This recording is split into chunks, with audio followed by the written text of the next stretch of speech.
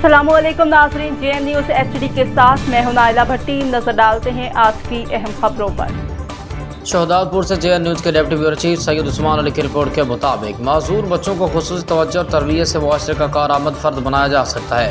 इस्लाम भी ऐसे अफराद से मोहब्बत और खुसूसी तवज्जो का दर्स देता है। इन ख्यालात का इज़हार समाजी रहनुमा और प्रेस क्लब शहदादपुर के सरपरस्त आला इरशाद ज़फ़र बुखारी ने special education and rehabilitation centre Shahdadpur के ज़ेर एहतमाम सालाना तक़रीब तक़सीम इनामात और इसनाद से खिताब के दौरान किया। उन्होंने कहा कि रियासत के साथ साथ मुआशरे की भी ज़िम्मेदारी है कि ऐसे अफराद को खड़े होने के लिए मौक़े फ़राहम किया जाए। तरक्की याफ्ता ममालिक में ऐसे अफराद के लिए ख़ुसूसी इक़दाम किए जाते हैं और मुख्तलिफ़ शोबाजात में इनको नौकरियों के और काम के मौके फ़राहम करके उनकी इज़्ज़त नफ्स को बहाल रखा जाता है। पाकिस्तान में भी इस पर तवज्जो देने की ज़रूरत है। उन्होंने मज़ीद कहा कि स्कूल उस्ताज़ों और अमले की मेहनत काबिल तहसीन है और वो सिर्फ मुलाजमत नहीं बल्कि ऐसे बच्चों को अपने बेहतर ज़िंदगी गुजारने के लिए तैयार करके इबादत कर रहे हैं। तकरीब से सेनेटर के प्रिंसिपल रॉ गुलजार अहमद ने खिताब करते कहा कि हम इस सेनेटर को मुलाजमत से ज़्यादा नेकी का काम समझ कर चला रहे हैं और हमारी कोशिश है कि उस सेंटर में ज़ेर तरबियत बच्चों को बावकार ज़िंदगी गुजारने के लिए तैयार किया जाए।